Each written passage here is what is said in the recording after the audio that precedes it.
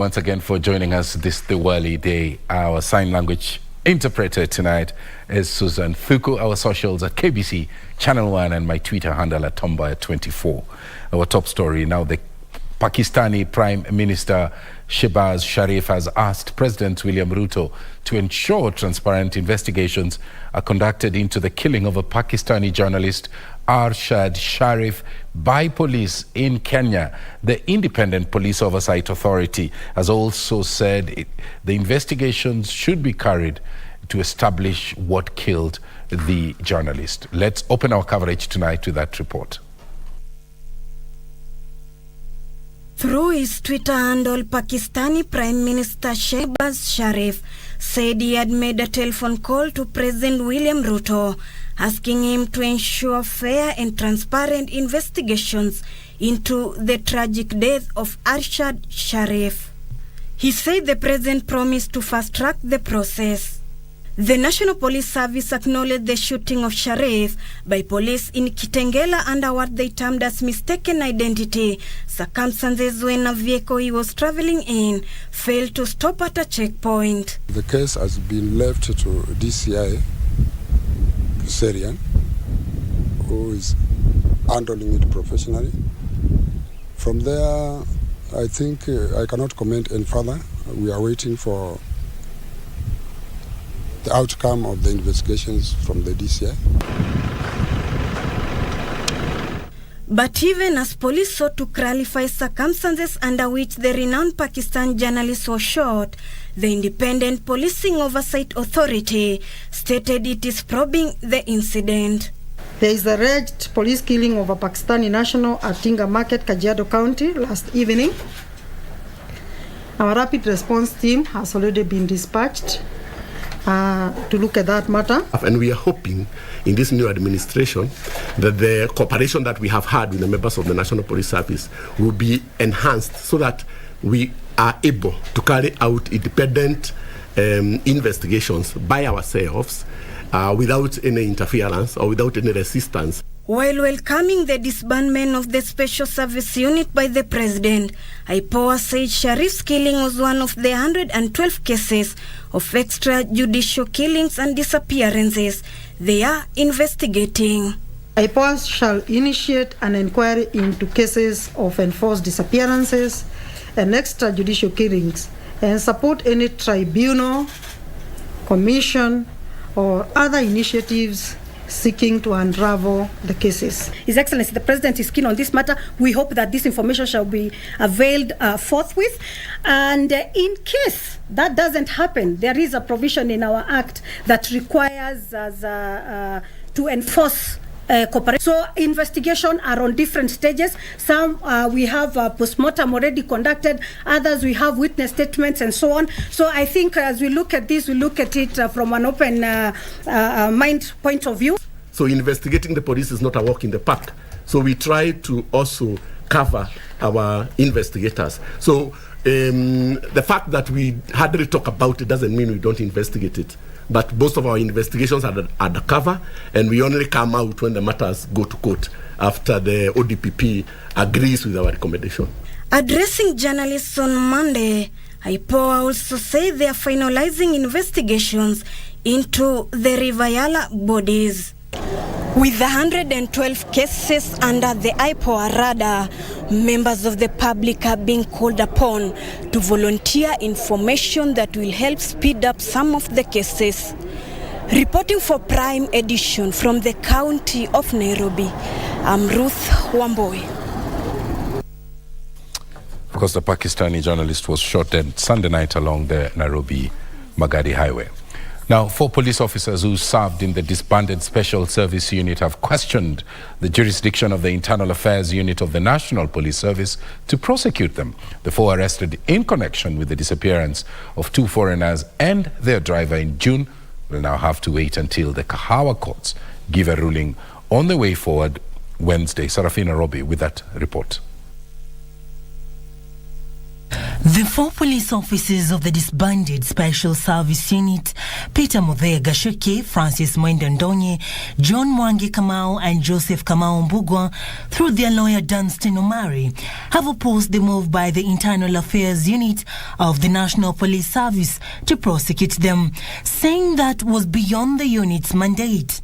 The 4 were arrested on the 21st of October this year over the alleged abduction of 2 Indians, Mohammed Zaid Sami and Zulfikar Ahmed Khan, and their taxi driver Nicodemus Mwanya Mwangi were arraigned before Magistrate Diana Mochache of the Kahao Law Court. Next time, Your Honor, you will entertain this matter, the HR unit of the police will come before you in a criminal quasi matter to deal with officers. The Internal Affairs Unit then moved to the court with an application seeking to detain them for 30 days, pending investigation, seeking for the court to allow the unit to do a forensic examination of their gadgets and take their DNA samples for purposes of profiling and comparison with the found items of the victims. The 4 have been linked to the alleged abduction, with Mboya believed to be the unit's operations commander, while Ndonye is claimed to have driven a Subaru that intercepted the vehicle with the 2 Indians and their taxi driver, while Mwangi is alleged to have been the driver of the vehicle that drove to Abadia's forest where the victims were dumped. Mbugwa and his parties claimed to be part of the group that did the abduction. Magistrate Diana Mochache now says the ruling on whether the Internal Affairs Unit of the National Police Service has the mandate to prosecute will be delivered on Wednesday, the 26th of October 2022. But you can see you have done quite a lot of submissions. You have given your authorities. I am not going to give you a ruling on the spot. This ruling will have to come on Wednesday. The victims are yet to be found. Well, this comes at the backdrop of calls from the public to have the government bring to book all those responsible for the extrajudicial killings, with the Special Service Unit having been disbanded. For Scales of Justice, a Prime Edition, I'm Sarafina Robbie. Before we look at the drought situation in Laikipia, Kiambu politician Gladys Chania and a farmhand suspected to be her accomplice in the murder of her estranged husband, George Mwangi, have been released on a 1 million shilling cash bail and a surety of a similar amount pending the conclusion of investigations by Directorate of Criminal Investigations. Senior Registered Magistrate Wilson Rading rejected an application by the prosecution to retain the duo for another 7 days, saying that he is balancing the interests of the aggrieved and the accused persons. JJ Curia reports. After spending 7 days in police custody as the Directorate of Criminal Investigations sought to piece together evidence linking the politician and her farmhand to the gruesome murder of George Mwangi, a 58-year-old contractor based in Rwanda, and Chania's estranged husband, the duo were presented in court to answer to murder charges. The murder charge sheet, however, was not ready, as the prosecution sought to hold the 2 in police custody for another 7 days so they can conclude investigations into the murder, some of which are forensic. Senior Resident Magistrate Wilson Rading, however, declined to grant the application, citing the need to safeguard the rights of the accused. The court considers our application to extend time to enable these officers who have been working day and night to conclude investigation, which investigation will lead now to another level in pursuit for justice for the deceased. A cardinal balance act will have to be performed. Yeah, I note that the accused persons, at least so far, as deponed in the affidavits of the investigating officer, they have been cooperating at length. Yeah. Consequently, the duo were released on a 1 million shillings cash bill and a surety of a similar amount pending the conclusion of investigations by the DCI. The duo will, however, be enjoying limited freedom as they are required to report daily at the DCI headquarters along Kiambu Road. The accused persons in the remaining 7 days to report to the investigating officer at 9 a.m. The orders herein the order's head will lapse at the end of the 7 days. Chania and her farmhand Maurice Mboya, who were arrested on October 14th, are suspected of having executed the murder and dumping George Mwangi's body that was discovered at Kieni Forest in Gatundu North. The farmhand had only been employed a few days before the murder, and police are still looking for the previous farmhand. Over 7,000 residents of Laikipia County are in dire need of relief food. The residents got a reprieve when Dorcas Gachagua, the deputy president's wife, distributed food at Solai settlement. She said the government is working at ensuring relief food reaches all needy cases. Over 4.35 million people in ASAL areas of the country continues to face acute food shortage, with the crisis headed to an emergency state. In Laikipia, over 7,000 residents at Solio settlement scheme have received relief food from well-wishers. This coming few days after the county government started distributing food following reports that school-going children are missing school due to hunger. While distributing the food, Deputy President's wife, Dorcas Gachagua, affirmed government's effort to ensure no life is lost from hunger. Serikali ya Kenya Kwanza inataka kuweka taratibu ambazo hatutakuwa kila mwaka tunakuja kutoa misaada. Tunataka watu wajitegemee. The second, however, called on the need to find a lasting solution to the drought situation. Vile unaweza tatua mambo ya maji ni kuongeza borehole katika hii area. Her sentiments were echoed by leaders present during the food distribution exercise, among them Laikipia Governor Joshua Irungu. Wote ni wetu na sisi ni serikali moja. Na kwa hivyo tumekubaliana ya kwamba hata ikiwa ni pesa kidogo kidogo, hebu tushagie pamoja, tuilete pamoja, tupatie yetu chakula. This even as maendeleo ya wanawake Chair Rahab Mwikali also emphasized on the need for Kenyans to plant trees in a bid to address climate change. Na His Excellency Dr. William Ruto akasema kila mtu atapanda miti 300. Sasa tunangoja Your Excellency serikali ikae chini, ministers wakae chini, msichana wa environment rafiki yetu, tuanze kupanda miti. Speaking in Lodwar, Turkana County, during a burial of the Turkana Movement's chair, Mwikali called for collaborative efforts in addressing drought in the country. For Prime Edition, I'm Zainab Said.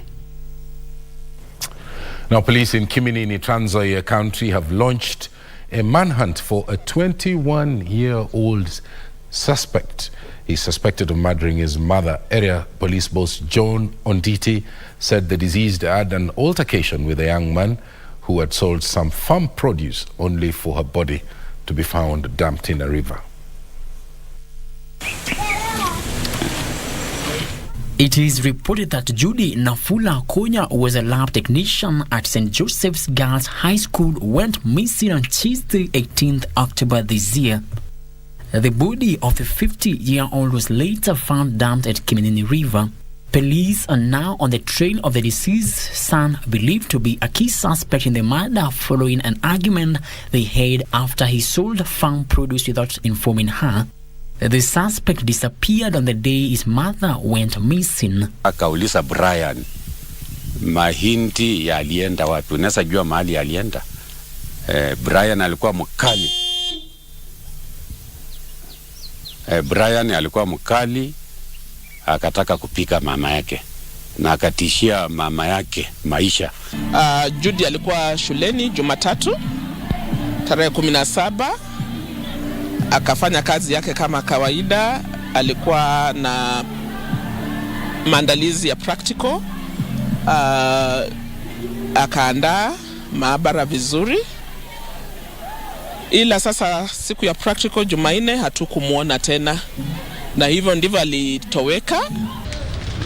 Meanwhile, in Mumias, residents of Lumino village are protested over the killing of a young man after allegedly being beaten by youth members of the Nyumba Kumi village policing initiative. Sasa kitu cha kushangaza ni kwamba hao si mara ya kwanza au kitendo kama hicho kufanyika. Ni kitu wamezoea tu. Kwa sababu ukienda wakipiga mtu wanasema sisi ni serikali, ukienda kwa polisi askari hawezi kusikiliza. Na alikuwa na bunduki na nataka serikali ituambie wametoa wapi hizo vitu na wamepata idhini gani kupatia watu kama hizo vitu. And over 18 churches in Kangari ward in Kigumo constituency, Murang'a County, are being broken into by thugs in the recent past. AIPCA Mokuini Church in the outskirts of Kangari town was the latest victim last night for the second time now. I would urge the young people, even if the economy is very hard for us, please respect the altar, respect the work of God, let the gospel spread. You do hustle with your own hand and God will bless you. And finally, police in Aldai constituency in Nandi County are pursuing a man who allegedly killed a matatu driver over claims of having an affair with his wife. The suspect is said to have stabbed the deceased on the neck before fleeing. Hati akapika wakati alimwambia papa yake ya kwamba kuna somebody naona maneno yake si mzuri. Hili jambo limetokea hapa ni geni kwetu Kaptumo Kaboi. Na tutaki kutarajia kuona maafa mengine. Now, Rishi Sunak will become Britain's next Prime Minister after he won the race to lead the Conservative Party. Former Chancellor Sunak will have the task of steering a deeply divided country through an economic downturn set to leave millions of people even poorer. He defeated centrist politician Penny Mordaunt, while his rival, the former Prime Minister Boris Johnson, withdrew from the contest, saying that he could no longer unite the party. Rishi Sunak has won the Conservative Party leadership race and is set to become the next United Kingdom Prime Minister. The development follows weeks of turmoil as the wealthiest politician in Westminster is said to be the country's first leader of colour at age 42, the youngest in more than a century. He will be asked to form a government by King Charles, replacing Liz Truss, the outgoing leader who only lasted 44 days in the job before she resigned. He defeated centrist politician Penny Mordaunt, who failed to get enough backing from former Prime Minister Boris Johnson. Withdrew from the contest, saying he could no longer unite the party. Rishi Sunak's victory is seen by some as victory for diversity and representation in British politics, which is overwhelmingly dominated by older white men. He was born in Southampton, an English port city, to Indian parents who had immigrated in the 1960s.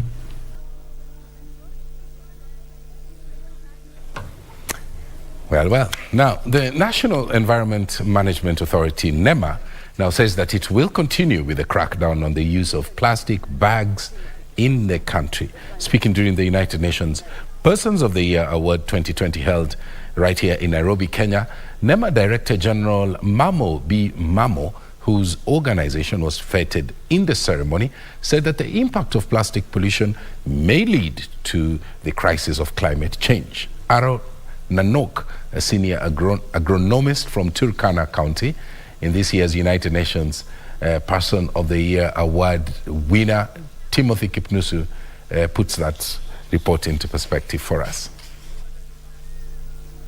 Speaking during the United Nations Day 2022 held in Nairobi, NEMA Director General Mamo B. Mamo said the nation has made progress in the ban of single-use plastics that was put in place on 20th February 2017. We have gazetted environmental inspectors, over 200 environmental inspectors for the county government, so that they support our enforcement actions. And this is going to happen countrywide very soon. There's a flood which is coming in, and the only way we can control it is by legislation of our neighboring countries. So we are also appealing to the government to help us to lobby some of our neighbors to enforce this ban in the whole neighborhood. He said the enforcement is to ensure there is 100% compliance in all the 47 counties. We are close to 90% compliance in terms of enforcement of the single-use carrier bags in our country. And this award is going to really give us more impetus as an authority to put more energies and ensure that we do enforcement actions countrywide. NEMA was awarded in the ceremony by United Nations for their contribution in achieving the Sustainable Development Goals, particularly on the implementation on ban of plastic bags in the country. The United Nations Person of the Year award winner Aaron Nanok, on the other hand, attributed the award to his contribution towards empowering the Turkana residents on new and innovative way of venturing into agriculture. This adds to my intrinsic motivation of changing and making lives of others much better. And with the support of His Excellency, my governor, one of his 9-point agenda for the transformation of my community is on food security. That really puts him in a very serious position as a nominee for this award to now go back to his particular county where he comes from to change the lives of the people of Turkana East. Nanok, who comes from an area where the malnutrition rate is at 40%, said he will also endeavor to enlighten the community on promoting technology that is water efficient in a bid to boost food security. Turkana Governor Jeremiah Lomurkai said that his government has also put in place measures to help more than 800,000 residents facing severe drought in his county to get relief food. Even the county itself is not just sitting back and watching things happen. We've intervened. We have allocated over 300 million for food relief. We've also so far given attended to Turkana East. We've given over 3,000 bags of maize and some bags of beans and even oil.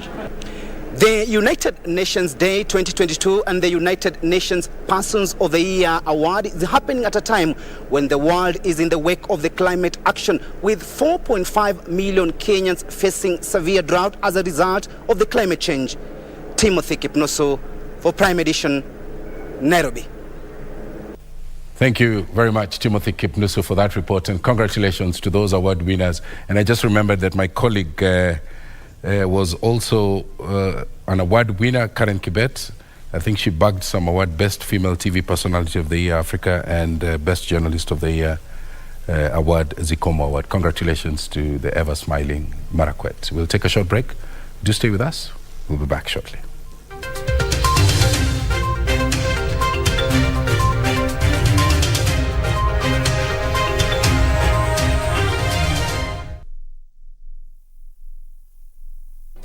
Do you have a news story to share with KBC? Get in touch swiftly on email news@kbc.co.ke or call 0723-892-654 or 0734-780-124.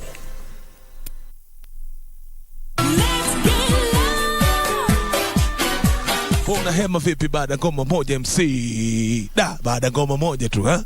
Yela na Suru live and direct ndani ya KBC Shoni Grapevine. Keep it locked. Kong. Enter body, all the girl them go shake their body. Nasikia walevi huota na bia.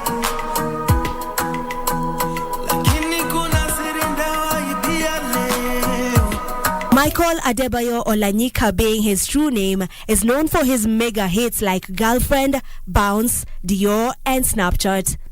Of the Year award goes to Beryl Itimbi. The winners are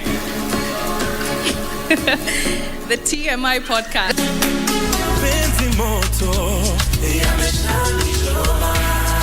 I never used to believe in love.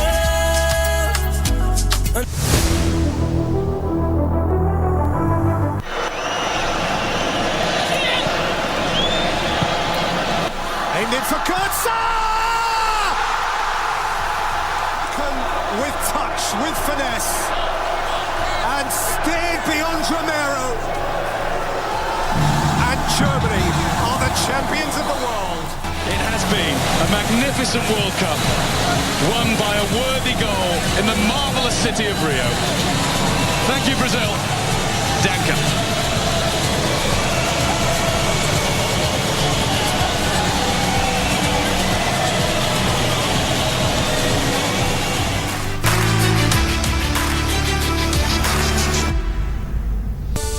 KBC Channel 1, we put people at the heart of events with our captivating weekly news features. Every day, we are breaking new grounds with informative, entertaining, and inspiring human interest stories. On Mondays, 9 p.m., we have The Cabinets. Tuesday, 9 p.m., we get inside the barracks for military tales.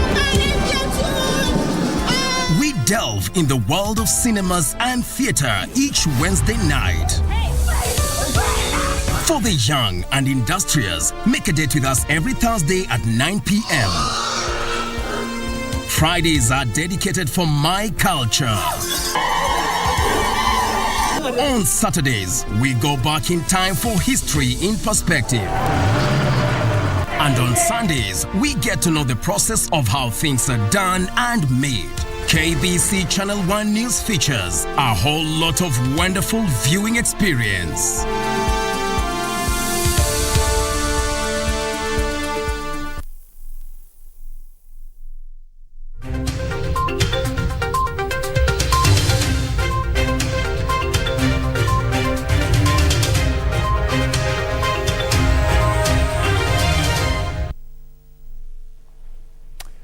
Welcome back to KBC Prime Edition, our socials at KBC Channel 1 and my Twitter handle at Mboya24.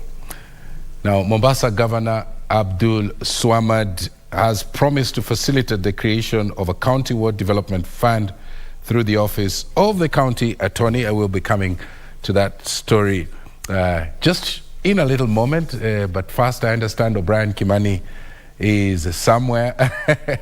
And today is Diwali, and Diwali is all about fashion, lighting, splendor, kanda, and I can see O'Brien there. Oh, I saw Shiksha also on that shot. O'Brien and Shiksha Aurora, there you are, the both of you. Happy Diwali.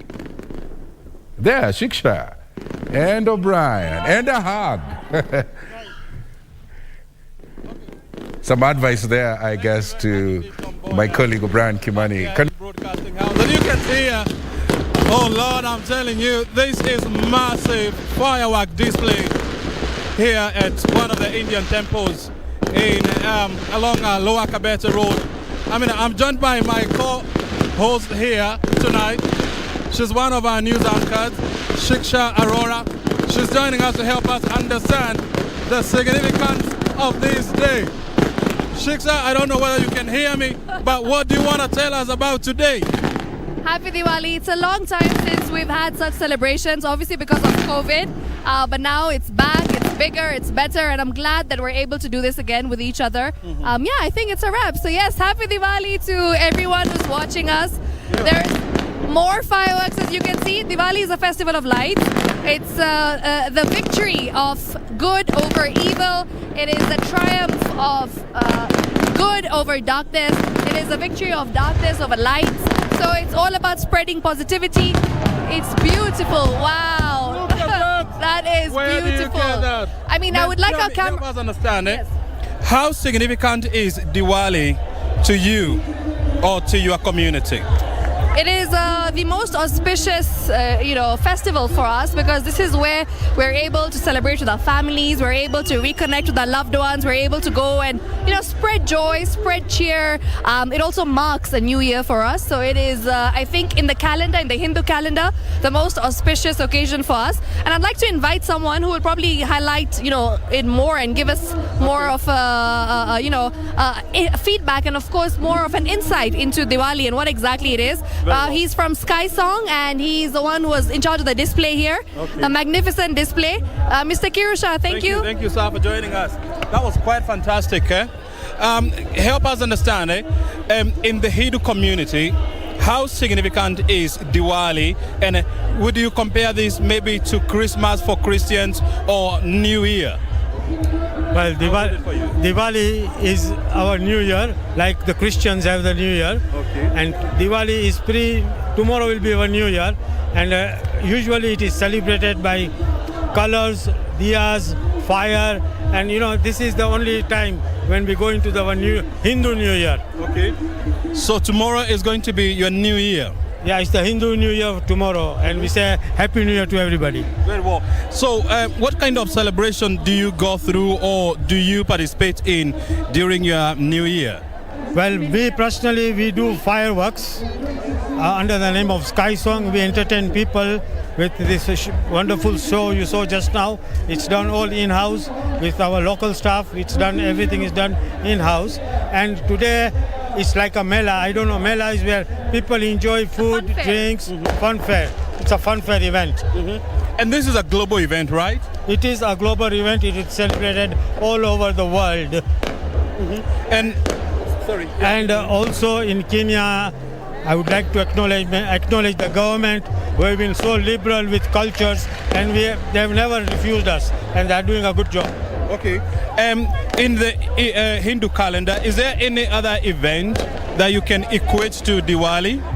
No, Diwali is something like what we have is Easter, we have Vaisakhi, we have Rangolis, we have all different types of events. And I mean, this is a Hindu event, but do you welcome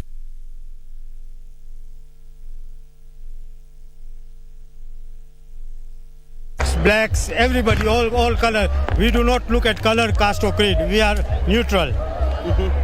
Very well. And what is your message to the people who are watching you and they have been wondering, I mean, what is Diwali and how can I participate? Diwali is a festival where we invite everybody to participate. And again, every year, being the Diwali time, you will see fireworks everywhere. And also, this time we have been very careful. You know, the Ministry of Minings who are with us always, they have to be very careful. We have all the necessary precautions of fire brigade, ambulance, everything. But touch wood, since last 3 days we have not had one incident, and everybody is very responsive while doing the fireworks. And with that, I would like to greet everybody Happy Diwali and a prosperous New Year's to the entire nation of Kenya. Thank you. Sharing with us your insight. Shiksha, I mean, in my religion we say we wish you a Merry Christmas and a Happy New Year. How do you say that in your language? We just say Happy Diwali. We wish you a Happy Diwali. Is that how you say it? We say Diwali Mubarak and Shubh Kamna. Diwali Mubarak. I want you to say that. Diwali Mubarak to you, Tom. If you're watching, we miss you. O'Brien has had a lot of bhajia on your behalf. Maybe tomorrow, you know, Tom can come and enjoy. So tomorrow is New Year's, and we have lots and lots of mithai, which is Indian sweets. Okay. So at the temple, we give it as an offering to God. So, you know, you can come and you can just pray for, you know, new beginnings, happiness, prosperity, success in your family, in your homes. So yeah, it's just a time of a lot of joy, and we're finally able to do this after 3 years because of COVID.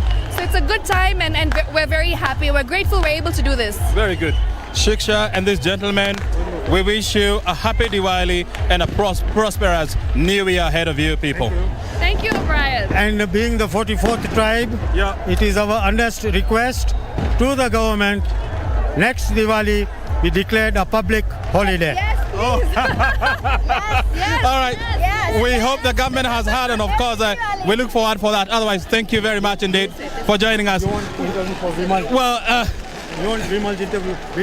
That's fine. That's fine. I mean, look, the fanfare here and the excitement here is ecstatic. I mean, it's palpable. You can even feel it here. The crowd here is looking forward for this coming year, you know, with so much anticipation, and hope that the year ahead is going to be prosperous, is going to be fruitful, and is going to be a year of blessings. Well, that's the kind of conversation here we're having, and I'm telling you here, the kind of firework that is being displayed here is something that you haven't seen. Oh, and guess who is joining me here? This is Vimal Shah. Happy Diwali. Happy and Diwali too. How are you? Very good indeed. Bombers were here. Very good indeed. I mean, from Bombers, here we are.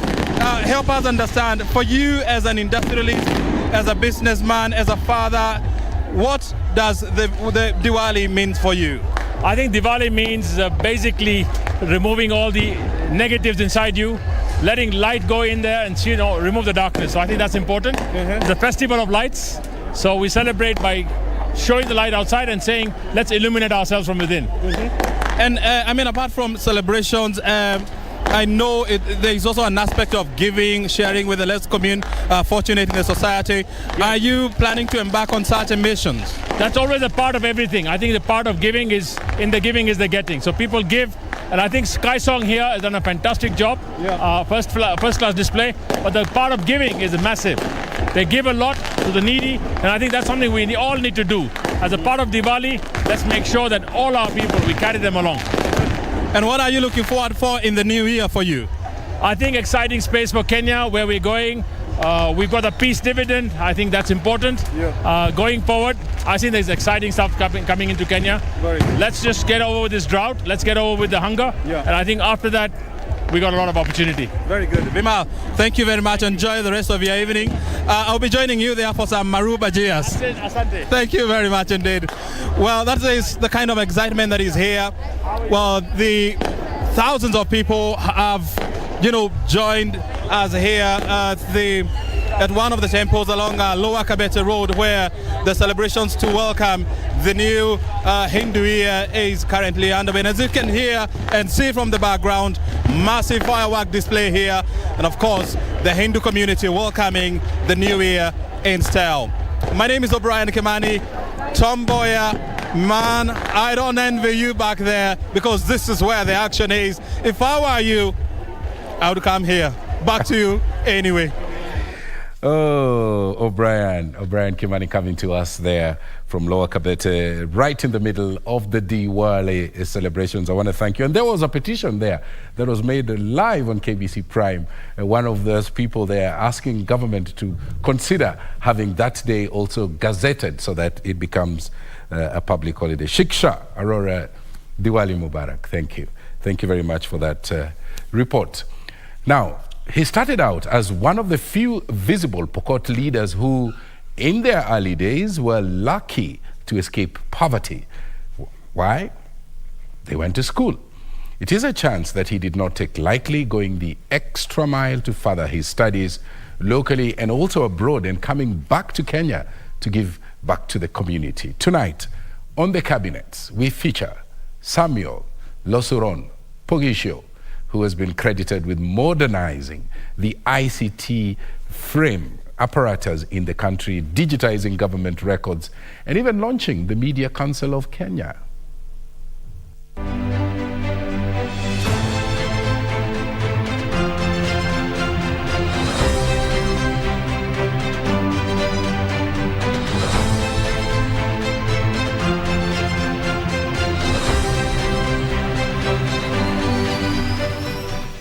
Samuel Losuron Pogisho was born on 25th November 1958 in Kacheliba, West Pokot. At the time, the area belonged to a section of Kenya that was being administered from Uganda, owing to a colonial directive by the British government, which then controlled both Kenya and Uganda. Beating the odds among his peers from the Pokot community, he managed to get an education, even attending the then-renowned Makerere University, where he graduated with a Bachelor of Science degree in biology. He would take up teaching at Chewoyet Secondary School, but resigned in 1985 to pursue a master's degree in communication at Daystar University. The perceived mistreatment by the government lasting between 1982 and 1984 in what was known as Operation Nyundo, coupled with the subsequent events, would spur Pogisho to join politics. In the 1988 general election, he vied for the Kacheliba parliamentary seat against Peter Nangole, who had stood as best man at his wedding months earlier. Nangole would win Kanu's primaries in the infamous Mlolongo system, but having failed to garner the required 70% to be declared the outright winner, repeat elections were held, in which Pogisho emerged the victor. However, it would take the intervention of the then Speaker Moses Kano to have him gazetted as Kacheliba Member of Parliament, with Nangole being initially gazetted. Pogisho's victory would take a turn for the worst after he was expelled from KANU alongside the then Kapenguria Member of Parliament Francis Lotodo. The turn of events would see him take a sabbatical and travel abroad to study for a PhD at Lincoln University in Illinois.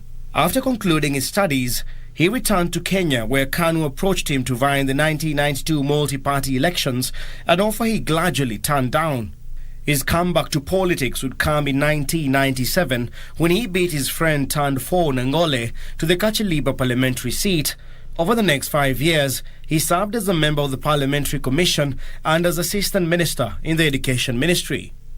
He retained the Kacheliba parliamentary seat in the 2002 general election despite KANU's popularity withering following their presidential loss. He would come to Kalonzo Musyoka's Orange Democratic Movement Kenya, ODM Kenya, on whose ticket he once again retained the Kacheliba parliamentary seat.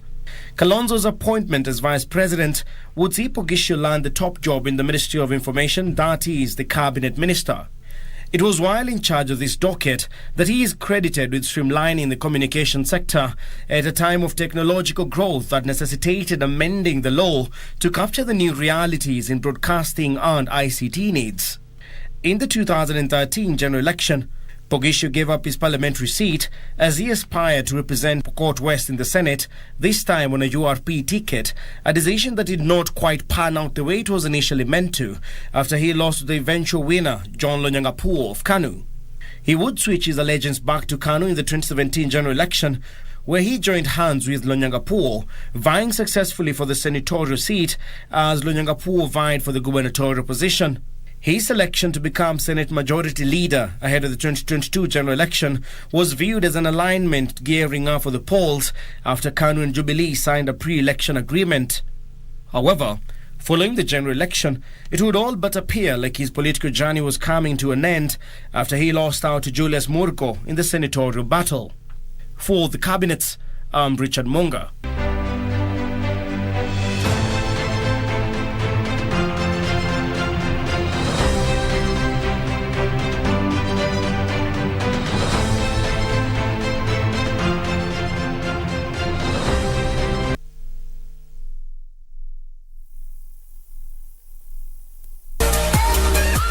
We let you know why our local telcos are one of the winners in Kenya's just concluded general elections. And internationally, Iran restricts WhatsApp and Instagram amidst growing protests. Coming to your screens only on KBC Channel 1. Join me, Stephanie Ayeta and Grace Githaiga as we serve you with only the best tech updates the world over.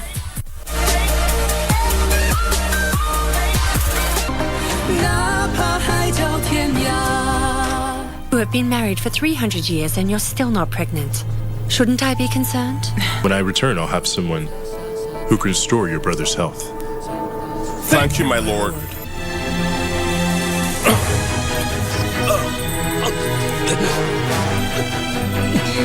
It's been a while since I've had that dream. What's going on? Is there any way to speed up Maz's recovery? Are you telling me you want him to wake up sooner? If you wish to pay me a formal visit again, you need to bathe, pray, and burn incense for 3 days, and you need to kneel and kowtow for 9 times.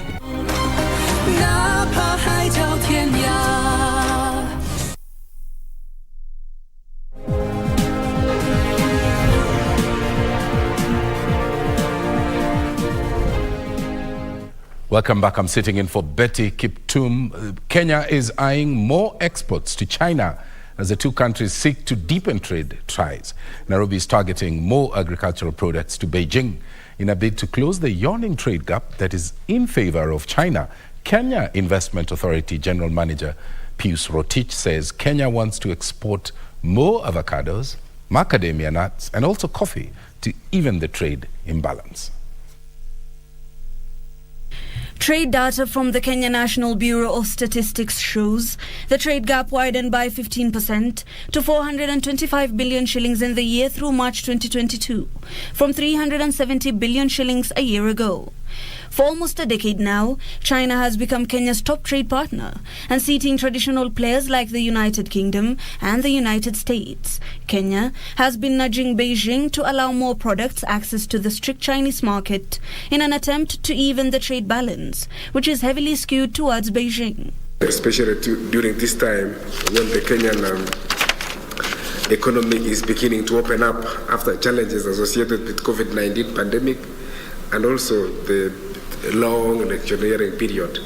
To provide a forum in which the local market can also thrive in the international market, hence ensure a successful growth and development all over the world through the sharing of technological advancement, knowledge, and information.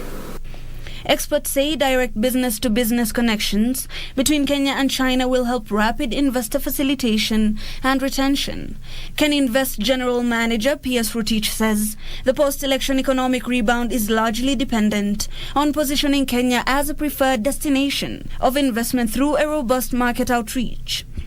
This has allowed interest traders and importers in Kenya to check out the samples of different products in a range of industries and provide a platform for negotiation and promotion through the virtual B2B meeting. Kenya's economy is expected to grow by 5% in 2022 and maintain a 5.7% growth into 2023. Kenya's exports to China grew by 37% from 2020 to 2021 due to an increase in demand. Chinese investors say this could be boosted through direct collaborations between businesses for the two countries, where China would facilitate machinery for the processing of Kenyan raw materials. The Chinese investors say Kenyan-made products will benefit from competitive prices on the international markets. Kenya is open and safe for business and investments, and looking forward to continued collaboration between us. Hibak Said for Prime Edition. The National Biosafety Authority is reviewing a request by 10 importers to allow shipment of genetically modified crops to the Horn of Africa. The request follows a decision by the cabinet to remove the ban on imports and cultivation of GMO foods here in Kenya. The authority says the importers who currently use Tanzania to access the regional markets could be allowed to use the port of Mombasa. The port of Mombasa will once again start handling genetically modified foods after a 10-year ban. The National Biosafety Authority says it's currently reviewing a request from a number of regional GMO importers to use Kenya as a transit corridor. The importers were mainly NGOs transiting GMO relief food to neighboring countries have been using the port of Dar es Salaam to transit and distribute relief food to the Horn of African countries after the government banned GMO foods in 2012. The authority says the lifting of the GMO ban will increase activities at the port of Mombasa and generate additional revenue for the country.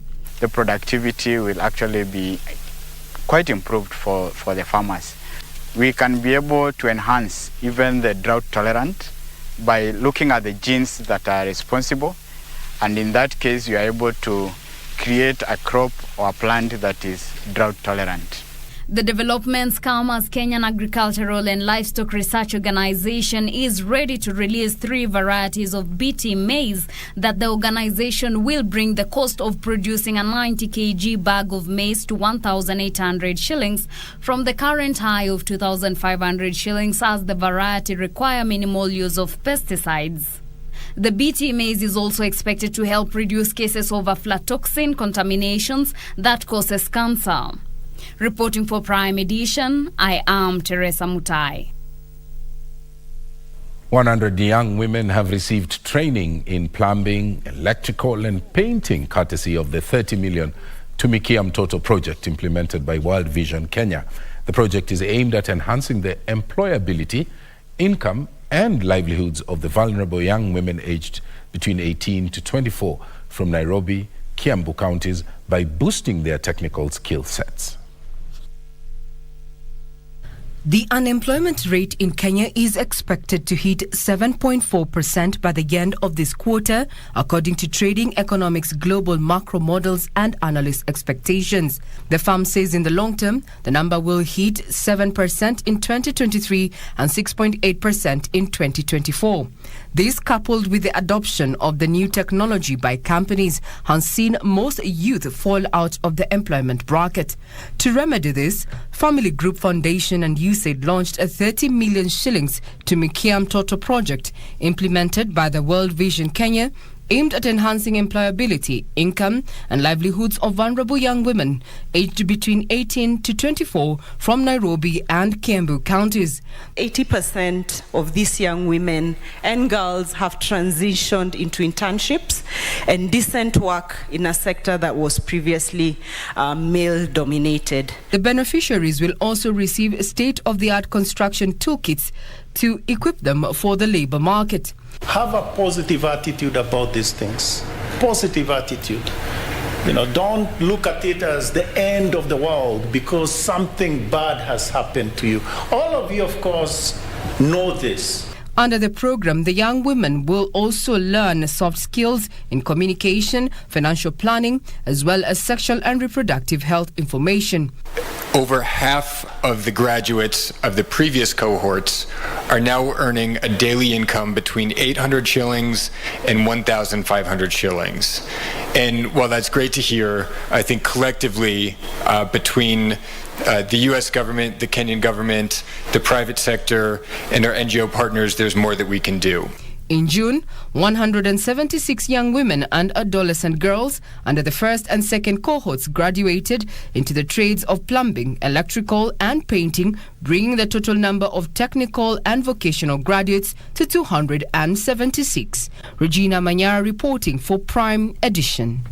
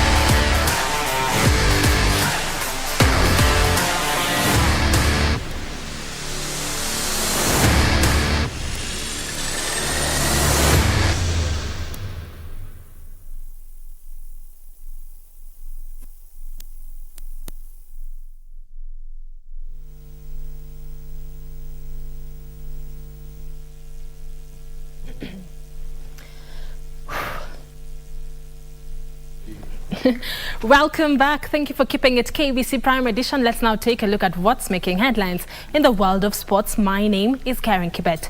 Now, the Kenyan cricket legend Steve Tikolo has been appointed as the new Nigerian coach. Tikolo's appointment followed the resignation of Sri Lanka's Asanka Gursina as head coach in April due to health concerns. Tikolo was the head coach of the Tanzanian national cricket team before joining Nigeria.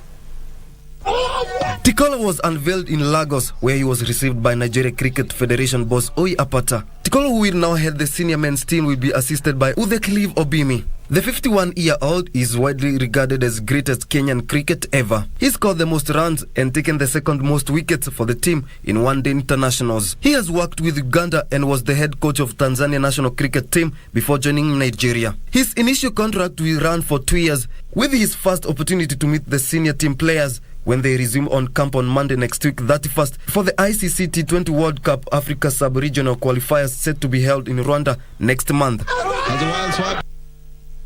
Congratulations, Coach Steve Tikolo. Moving on, the National Olympic Committee of Kenya is planning to host a National Beach Games Festival at the Coastal Strip early next year in preparation for the Africa Beach Games set to be held in Tunis, Tunisia in the second half of 2023. A team that will take part in the World Beach Games in Bali, Indonesia, in August next year will also be selected during the Games. Meanwhile, the National Olympic Committee Youth Commission has organized a youth holiday camp in December to select and prepare a team that will take part in the African Youth Games set to take place in Congo, Brazzaville next year. The confirmation came on the sidelines of the General Assembly of the Association of National Olympic Committee that concluded in Seoul, South Korea. The Dakar 2022 Youth Olympics will be held in 2026. The Games are organized by the Association of National Olympic Committees of Africa and are targeted at young African athletes, both girls and boys, of 14 to 18 years, with about 30 sports codes. Kenya has participated in the last two editions in Gaborone and Algiers, improving their medal tally from 11 to 15 between the two games. Kenya's Karan Patel won the season-closing Zambia International Rally in Lusaka, but lost the FIA African Rally Championship title to Ndola-based speedster Leroy Gomez. Karan, who is also a contender for the 2022 Kenya National Rally Championship title, saw the coveted title slip through his grasp despite winning 4 out of the 6 rounds in Kenya, Rwanda, Tanzania and Zambia. Victory in the 48th edition of Rally Bandama in Cote d'Ivoire in February gave the husband and wife team of Leroy and Ursula Gomez a head start in the 6-leg competition, whose last round in South Africa was called off due to financial constraints. After Cote d'Ivoire, Gomez finished second in the subsequent 5 rounds in Kenya, Uganda, Tanzania, Rwanda and Zambia to seal his maiden career title on home soil. Macrae Kimathi won the ARC3 title, while Hamza Anwar bagged the ARC junior title.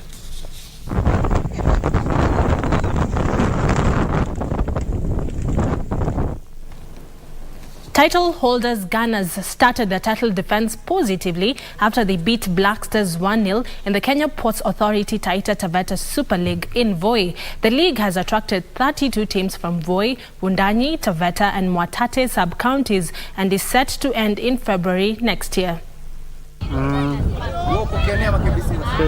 Mesha Kariuki scored a long goal after receiving a neat pass from Dennis Ngoto and assured Gunners a 1-0 win over Black Stars at Karioko pitch.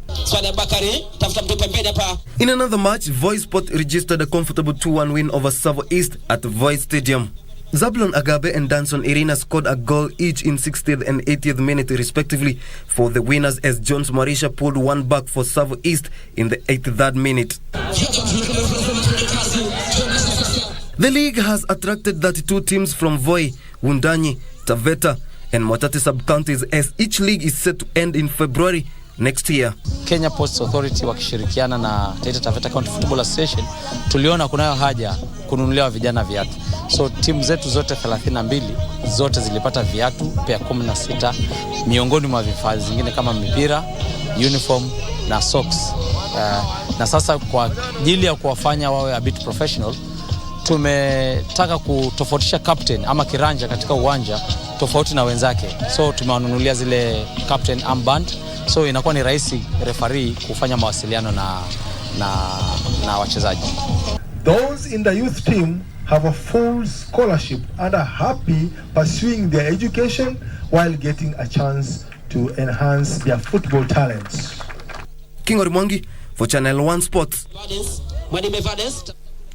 Moving on, the 2022 East African Safari Mini Classic Rally is set to be held on the 2nd of December, and over 30 drivers have confirmed their participation. The 3-day rally will run from the 2nd of December to the 11th of the same month. The competition is held under the umbrella of Minty Motorsports UK, headed by Joey Gosse, and is open to vehicles manufactured before 1984.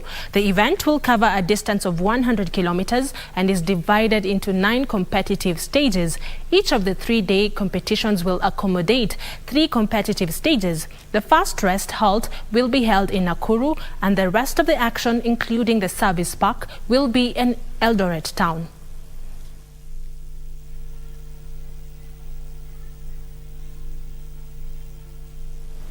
John Lejirma of Kenya Railways Golf Club is the winner of the 45th edition of the Kenyan Amateur Stroke Play Championship that was held in Vipingo Ridge Golf Resort in Kilifi. The 4-day event, which was organized by the Kenya Golf Union, started on Thursday last week.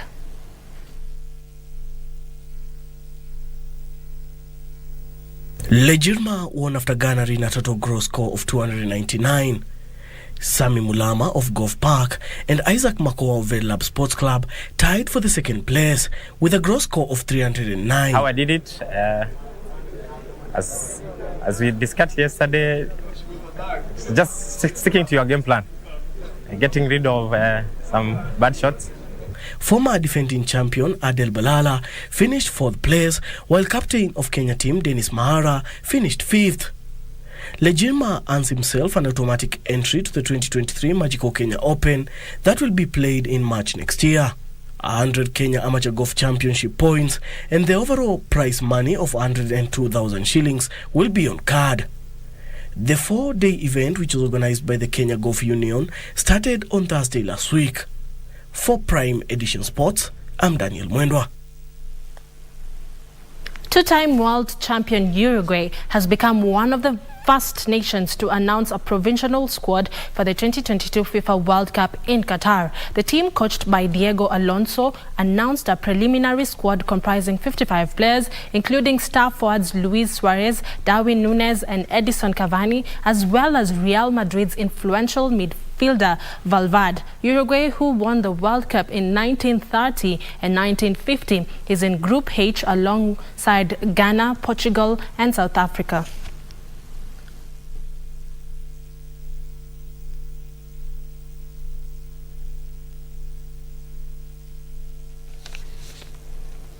These are all the sports stories we had for you tonight. I definitely will see you tomorrow, same place, same time, with more sports news. Have yourself a peaceful night. My name is Karen Kibet. I now hand you back to my colleague Tom Mboya for more. Well, thank you very much indeed, Karen Kibet. Well, that's all we had time for. On behalf of the entire Prime Edition team, I want to thank you for watching. My name is Tom Mboya. Good night from Nairobi, Kenya, and to our brothers and sisters, Hindu brothers and sisters, happy Diwali. Bye-bye.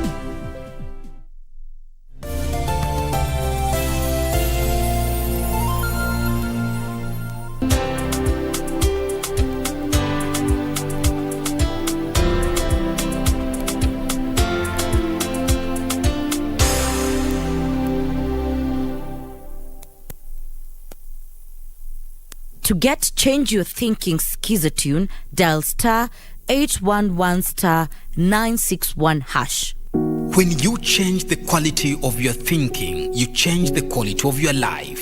Sometimes instantly, just as positive words can make someone calm, smile or laugh, your thoughts will react to the world in real time. So, change the quality of your thinking. Dial star 811 star 961 hash. Star 811 star 961 hash. We let you know why our local telcos are one of the winners in Kenya's just concluded general elections. And internationally, Iran restricts WhatsApp and Instagram amidst growing protests. Coming to your screens only on KBC Channel 1. Join me, Stephanie Ayete and Grace Githaiga, as we serve you with only the best tech updates the world over.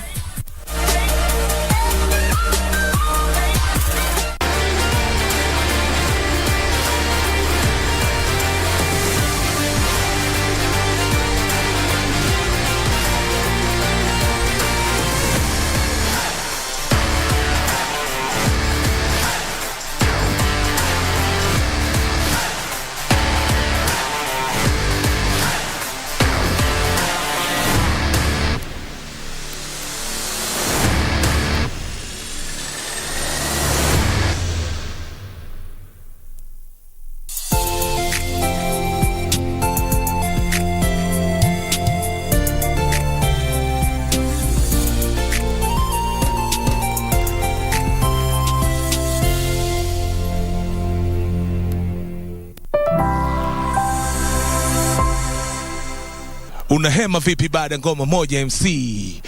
Baada ngoma moja tu ha? Wa unahema na ni ngoma moja MC. Hema vipi baada ngoma moja tu ha? Wa unahema vipi baada ngoma moja MC? Baada ngoma moja tu ha? Yela na Siru live and direct ndani ya KBC Shoni Grapevine. Keep it locked. Kong. Let's get loud. Let's get loud. Turn the music up to hear that sound. Let's get loud. Let's get loud. Ain't nobody gotta tell you what you gotta do. Enjoyment colors our life bright. It is the enthusiasm of life, and for that reason we bring you nothing but enjoyment from the entertainment stories that we covered specifically for you. How are you? What it do, man? Yeah, kama kawaida si ndio wakali yao ama ni aje Miss V? You know, yani from music, fashion, any event in the 254, yeah? The legendary host, yours truly alongside Kenyan famous Miss V. And today's show, I promise you guys that you don't want to miss any bit of it, because the events that we covered, perfection. Ukikosa utajilaumu mwenyewe. Absolutely, man, yeah? My name is Vivian Dego. You can simply just call me Miss V. Jack Muller, the party daddy, or you can call me Papi, aka your girlfriend, go my number, man. And you know what this right here is? Grapevine, baby. Bah. What you gotta do? Alright, she said,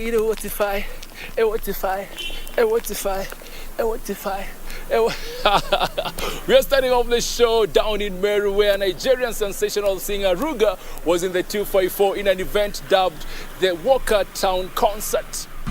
Introducing the biggest moment of the month, the Walker Town concert went down at the Walker Town in Meru Kinoru Stadium. Night saved for Afrobeat fans, but considerate enough to accommodate everyone else. Sitapatwa na tamaa, nikipata nikikosa mashallah, enyewe nimetoka mbali sana majamaa, ni grace imetosha, mistari na dondosha, rap kuniomosha, ni faster and I'm closer, my destiny. Hito, kama materizo isumere liko na kaita mojito, kama materizo isumere liko na kaita mojito, kama materizo isumere liko na kaita mojito, sumere liko, ande me akere tiente ana wito.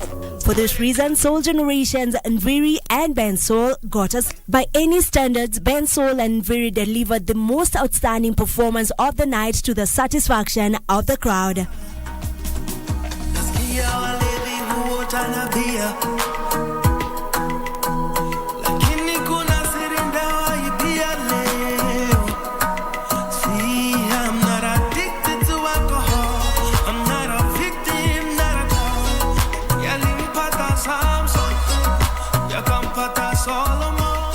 The duo have an upcoming album project set to drop in a month or so. For those who Afropop or Afro Soul is not their everyday cup of tea, rapper Femi One docked in and changed the game.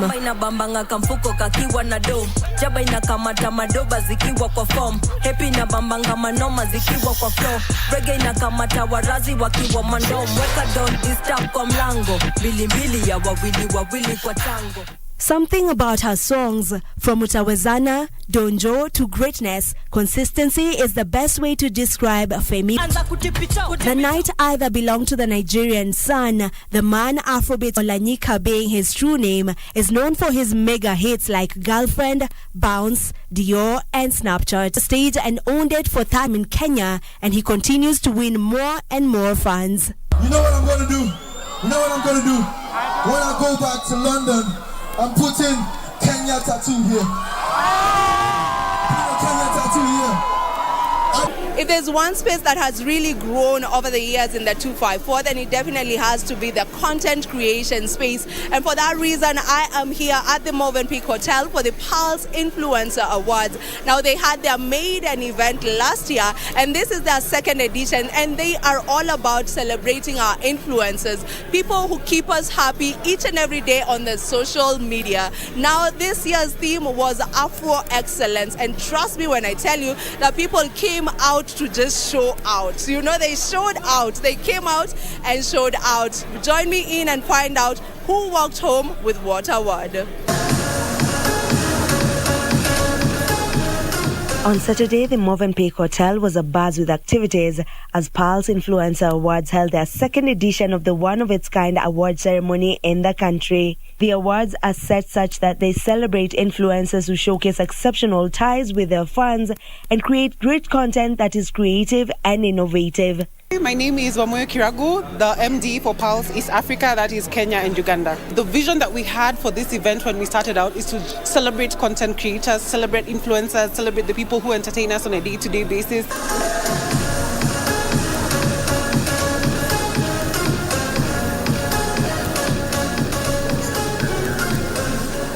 currently, even in the government levels, they are talking about content creation.